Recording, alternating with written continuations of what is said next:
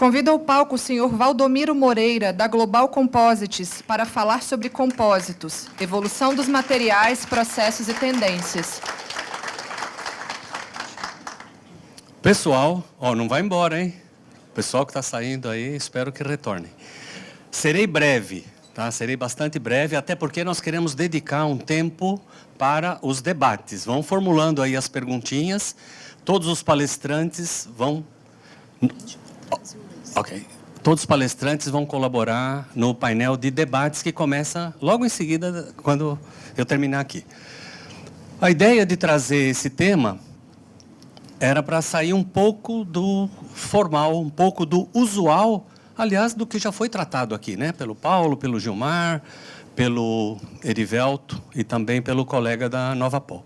Aliás, falar em Novapol, não posso esquecer também dos agradecimentos, né? Ao Findes, toda essa bela estrutura que nos deixou à disposição, assim como também a todo o time da Novapol pela visita e também pelo patrocínio aqui do nosso evento.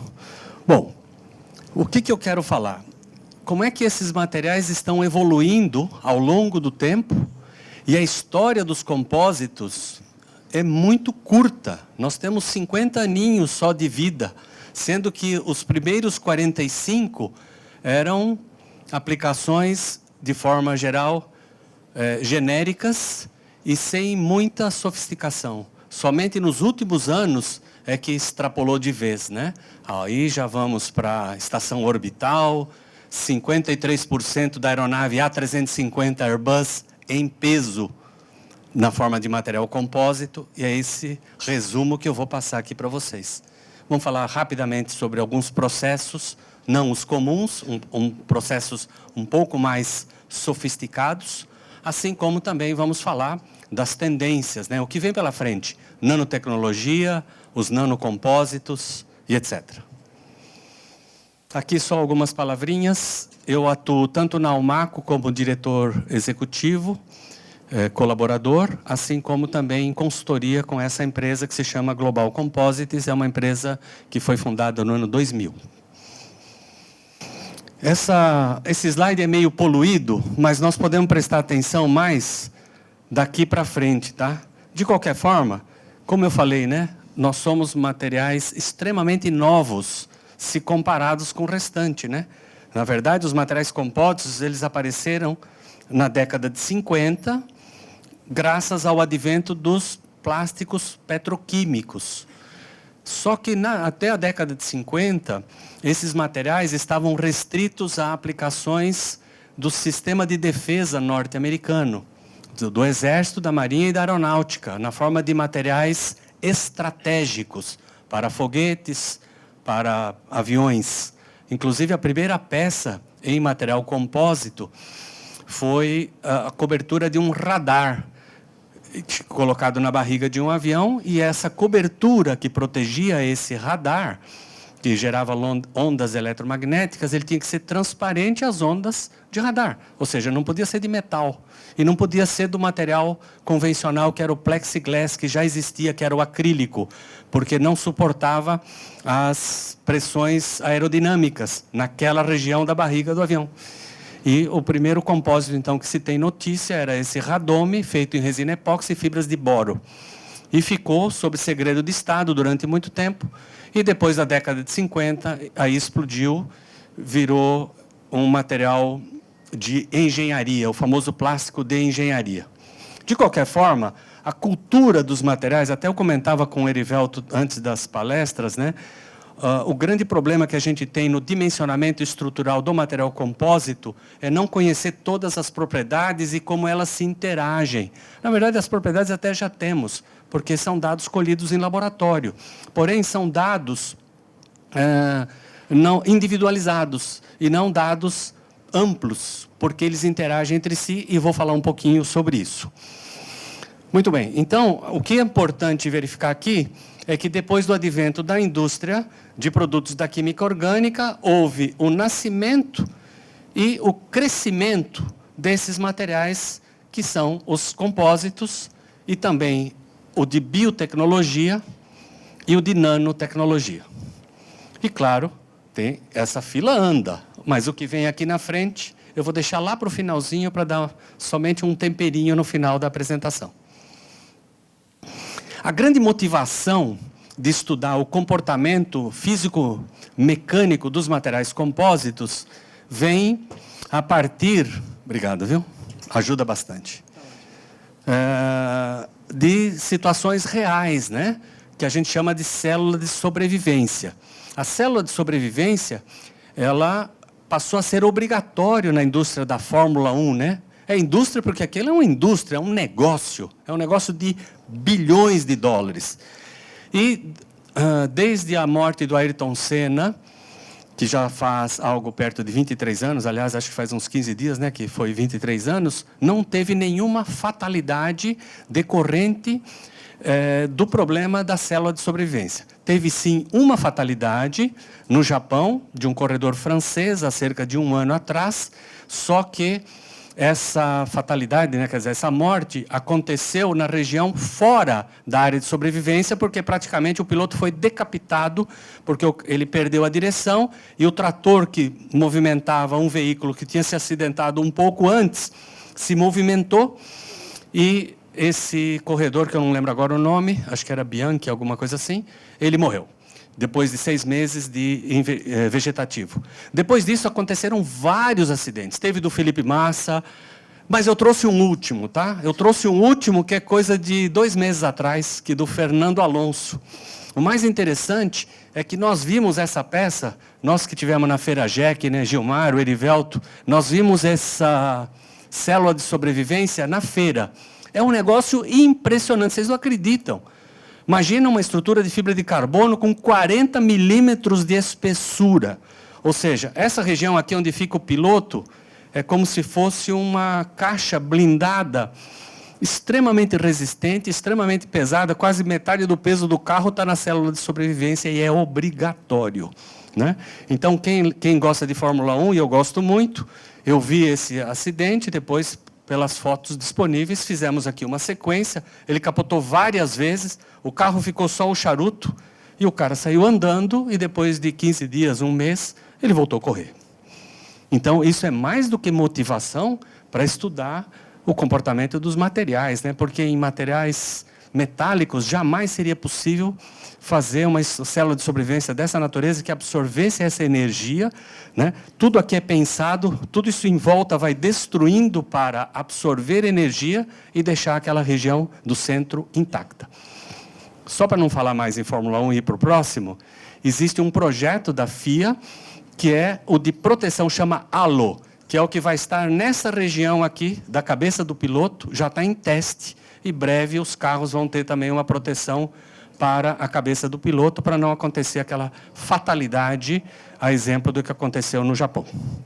Bom, esse slide é muito longo, eu vou fazer um pequeno resumo, tá? Deve estar todo mundo muito cansado. Por que escolher compósitos? Eu tenho um próximo slide muito mais interessante para explicar essas mesmas coisas, né? São aproveitáveis, o Paulo já falou sobre isso, etc. Resistência superior que o aço, mas eu gosto é desse gráfico. Aliás, esse gráfico está no livro 5, publicado pela Almaco. Dentro das ações da Almaco, né? Dentro das missões e propósitos, é a disseminação do conhecimento, como já ficou muito claro, né? E, falando sobre isso, nós temos 5 livros publicados, tem um 6º agora em publicação, mas é mais restrito à história, né, Érica, da nossa instituição, que está fazendo 35 anos de vida. E esses livros estão disponíveis, inclusive com preços especiais para estudantes. De repente, a gente faz até né, Érica, tentar fazer um bem bolado aqui com o pessoal do Senai e mandar os livros para cá. Nós não temos todos em estoque. Alguns estão sendo revistos, mas tem alguns desses que temos em estoque, inclusive o número 5, onde tem os materiais compósitos avançados, nós temos estoque. Bom, aqui então, por que compósitos? Esse é um gráfico convencional XY, aonde no eixo X eu tenho resistência mecânica aqui, numa unidade, megapascal. O material que tem comportamento próximo aqui do zero é o chamado material fraco. O material que tem propriedade mecânica aqui em cima, na ordem de 10.000 megapascal, que seria 10 gigapascal, ele é forte. Bom, aqui no eixo X é um pouquinho mais complexo. Eu estou medindo a tenacidade. O que é tenacidade? Tenacidade é robustez, é a capacidade do material absorver energia e deformar menos. Quanto mais tenaz, mais ele absorve energia, com menos deformação. Por que é deformação? Porque a unidade de tenacidade é quilojoule por metro quadrado, ou seja, é energia. Poderia ser em ergs também. Aqui foi anotado em joules. Muito bem, então pegamos todos os materiais conhecidos na engenharia, inclusive os que o Veto, né, que é o Erivelto, já comentou.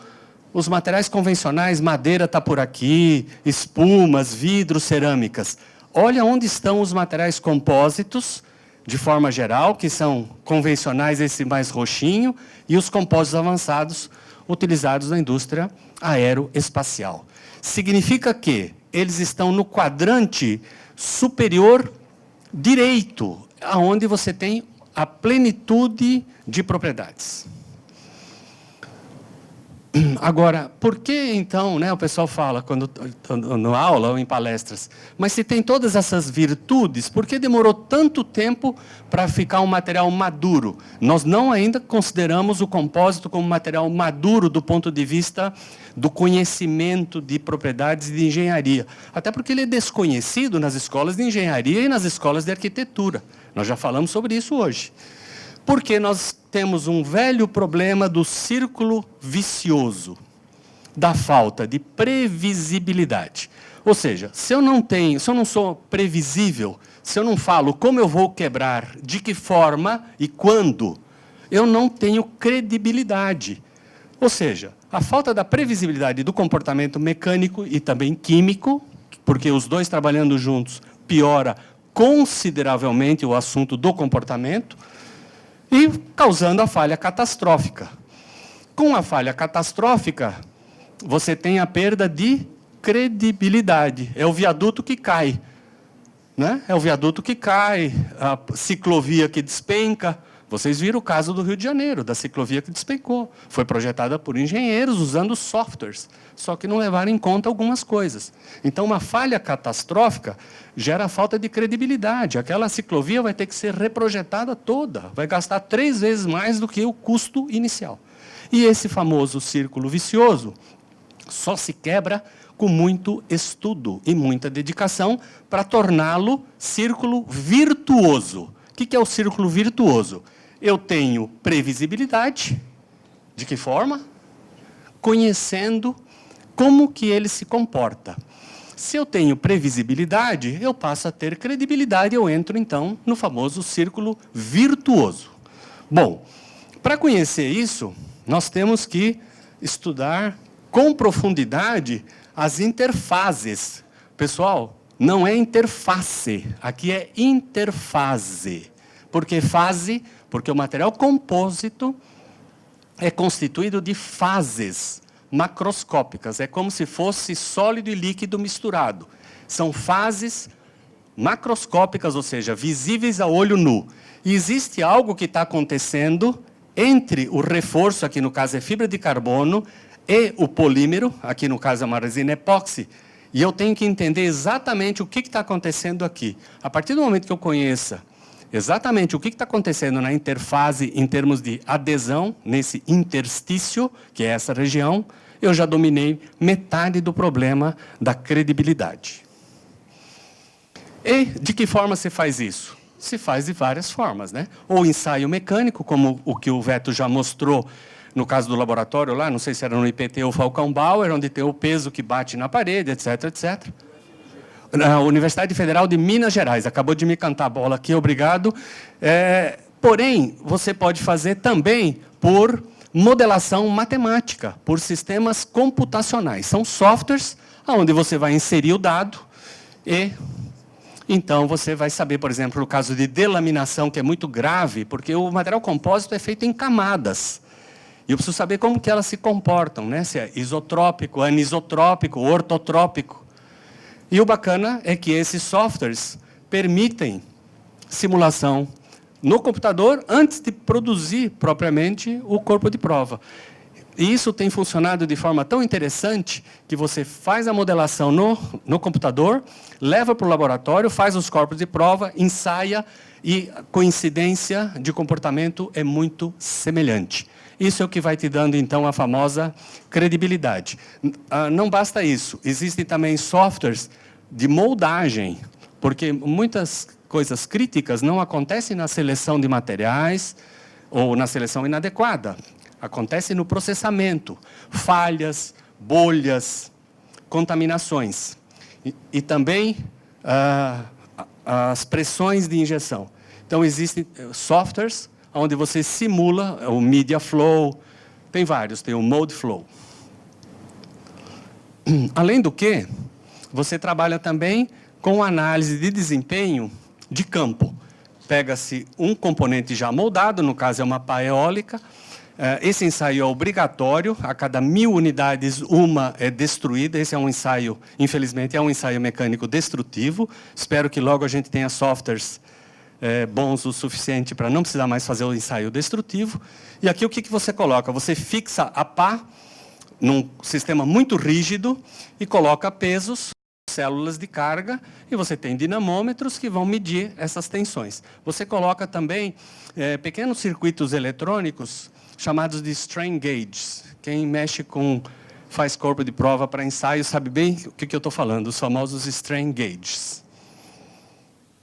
Isso é usado também para, não só para o dimensionamento, mas também teste de aprovação para a aeronáutica. Então, o teste é muito semelhante que o da pá eólica. Aqui, no caso, são colocados dispositivos para que a carga mecânica seja distribuída de forma homogênea, é feita a leitura até a ruptura. Esse também é um ensaio destrutivo. Então, graças a esses avanços, algumas peças que originalmente eram feitas em metal, que já tem muitos anos de credibilidade e previsibilidade, sendo substituídos por compósitos. Um bom exemplo, quem esteve na JEC viu também esse exemplo, que é um helicóptero AgustaWestland, que trocou esse estabilizador. Isso aqui não é uma asa, tá? Helicóptero não tem asa. A asa do helicóptero é a hélice. Isso aqui é apenas para estabilizar. Só que esse estabilizador sofre cargas dinâmicas muito grandes. A peça original, em metal, pesava 13,5 quilos. Era uma peça em alumínio, aeronáutico, etc. Foi reduzido em 50% o peso, fazendo a mesma peça, né, com fibra de carbono pré-impregnada com resina termoplástica. No caso aqui, é o PEEK, poliéter-cetona. E aqui tem o corte, para você ver o aspecto aerodinâmico, né, da curva e como que foi montado. Um outro exemplo interessante é a substituição integral na fuselagem por material compósito.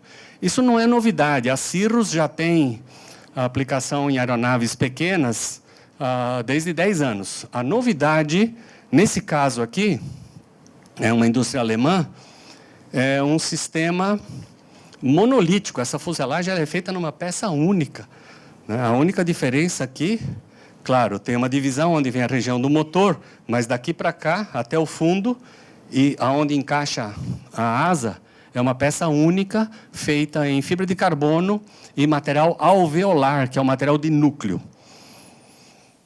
Uma outra aplicação muito interessante são os veículos leves, maglev. Eles trabalham com flutuação magnética. Para tanto, quanto menor a massa do veículo, menos energia eu gasto para fazer a levitação magnética. E vou gastar essa energia para impulsionar no movimento à frente. Esse é um projeto chinês. Esses componentes são feitos em SMC, a exemplo do que colocou o nosso colega da Novapol. O SMC está vindo forte para as montadoras, como acho que foi o Paulo que mostrou, do BMW. Isso, ele mostrou o i8, embora esse é um exemplo relativamente novo, mas tem mais alguns. O próprio Corvette sempre foi produzido em material compósito, mas era um SMC convencional. Agora está se trabalhando SMC, mas ao invés de usar fibra de vidro, usa fibra de carbono para reduzir o peso e aumentar a rigidez. Então, esse é um prepreg de carbono para um teto automotivo.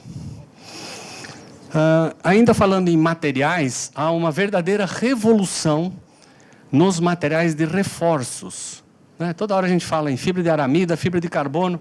Na verdade, o bacana é você combinar todos esses materiais, aproveitando a plenitude de cada um deles. Então, fibra de vidro tem um custo menor, tem uma elongação interessante, porém, o módulo de elasticidade é menor do que carbono. Então, você pode, por exemplo, nesse caso aqui desse capô, trabalhar com reforços localizados com carbono.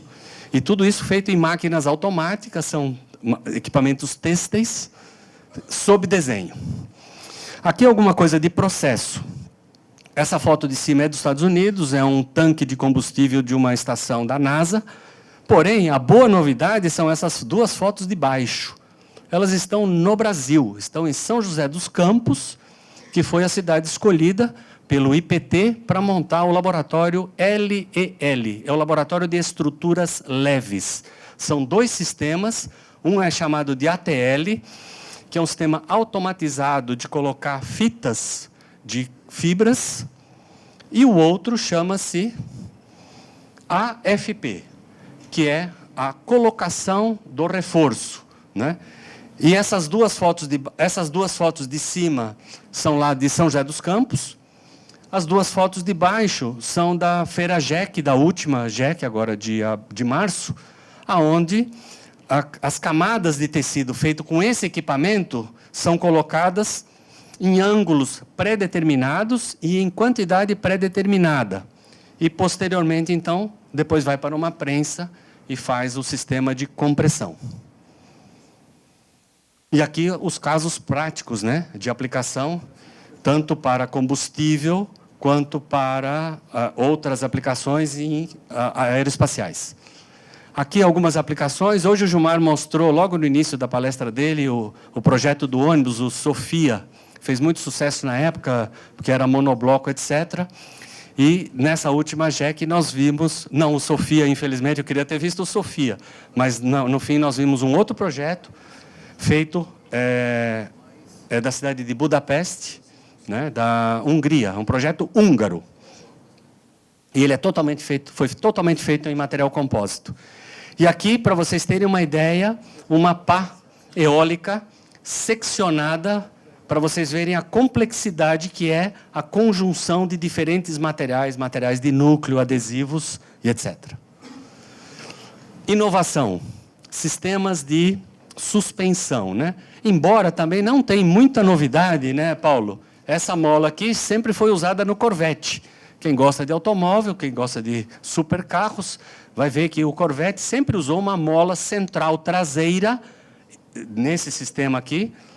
Porém, agora, virou banal. Todos os caminhões de grande carga estão usando molas dessa natureza. A grande vantagem do compósito nessas aplicações é a alta resistência à fadiga. Não é propriamente o quanto ela tolera de carga em peso em cima. O aço faz isso muito bem, até porque o módulo de elasticidade do aço é tremendamente superior do que o do compósito. Só que as molas de aço entram em fadiga após vários ciclos, né? Cargas cíclicas. Já o compósito tem a vantagem de se recuperar de cargas cíclicas, dessas fadigas, por aspectos de resiliência e de interação entre o reforço e o polímero. Agora, a novidade está aqui. Molas helicoidais. Já imaginou o equipamento para fazer isso? É um equipamento chamado de pull forming. Ele pultruda primeiro ele faz a pultrusão, a resina não entra no estágio completo de polimerização, ela fica semi-polimerizada e depois entra numa máquina de dobrar tubo, semelhante aos equipamentos de dobrar tubo que a gente conhece.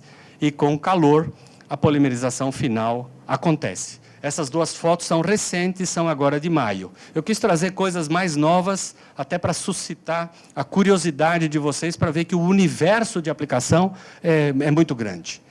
E o bacana vem agora. Nós nunca tivemos um grande acesso fácil às linhas de montagem automotiva, né, Gilmar, de grande série.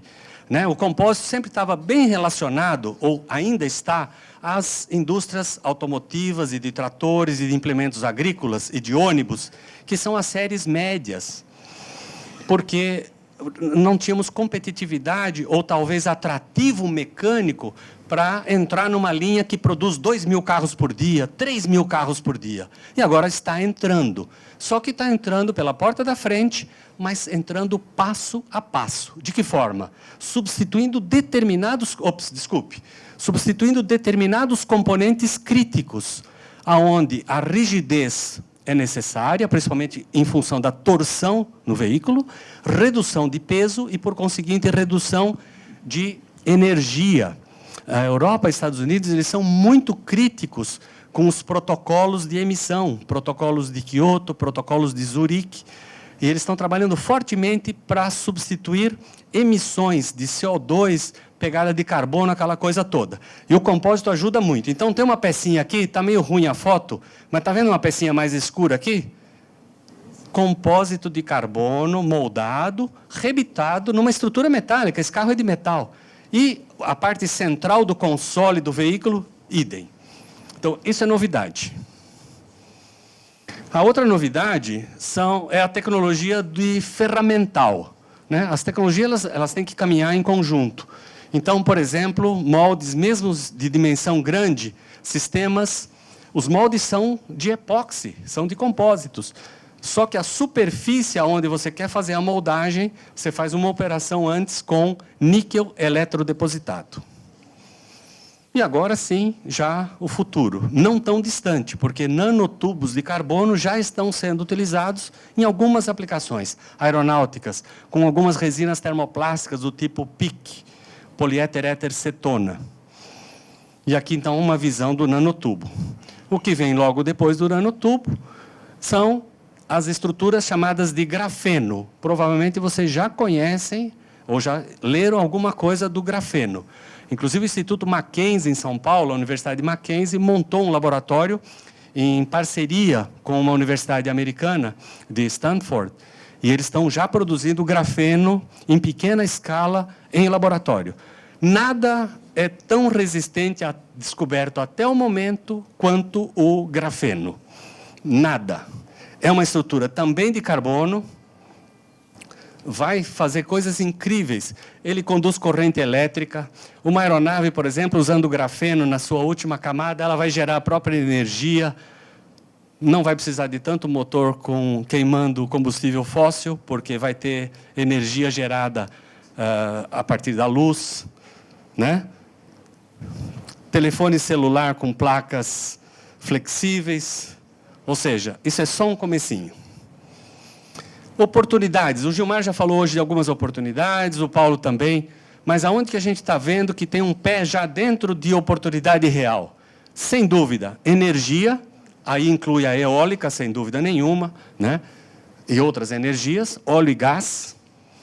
Infelizmente, o país está passando um momento difícil em que o investimento em infraestrutura está muito pequeno, mas nós vamos retomar, evidentemente, esse investimento.